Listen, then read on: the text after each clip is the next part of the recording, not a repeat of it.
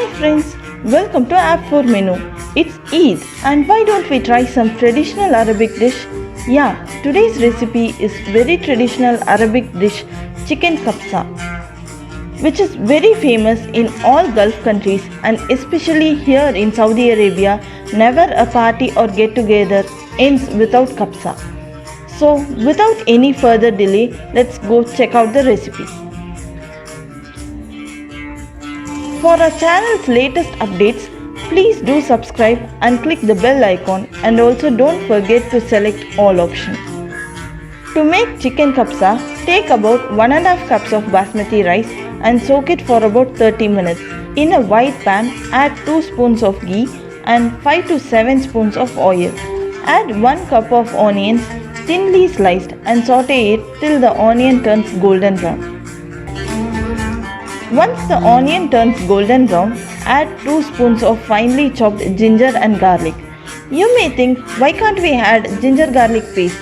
But the taste differs. This is how the Arabics make it traditionally, so it is recommended to do the same. Along with this, add 2 bay leaves, 1 dried lemon. If dried lemon is not available, then you can slightly scrape some lemon skin and add to it. 2 cinnamon sticks, 3 cloves, 2 cardamom, half spoon black peppercorns, salt as required, half spoon pepper powder, half spoon coriander powder, half spoon nutmeg powder, half spoon cardamom powder, and give it a nice mix. Now take the whole chicken. The chicken which I have taken today is about 900 grams. Cut it into 2 leg piece and 2 breast piece and add it into the masala. Make slight cuts in the chicken pieces so that the masala incorporates well into the chicken. It is highly recommended to add larger pieces for kabsa, even the whole chicken if you prefer so. Now cover and cook till the chicken slightly turns its color. Add 1 cup of tomato puree and saute till oil oozes out. Now give it a nice mix and add 3 cups of water and cover and cook for about 10 minutes. As requested by many of our subscribers, I have done this video in English. After 10 minutes, you can see the chicken is perfectly cooked now. Now remove it to the plate and keep it aside. Add 2 cubes of chicken stock, which is totally optional. This is just to enhance the flavors and to bring the restaurant style. Add in the soaked basmati rice and give it a nice mix. Add 1 roughly shredded carrot and cover this and cook for about 10 minutes in medium flame. In a pan, add 8 to 10 tablespoons of oil and add the cooked chicken pieces. You can either roast the chicken pieces or grill it in the oven for about 10 minutes in grill mode. Once the chicken is nicely roasted on both the sides, transfer them to a plate. After 10 minutes, the water is completely absorbed. Now cover it again and place a dosa tawa underneath and let it dum for about 10 minutes in low flame.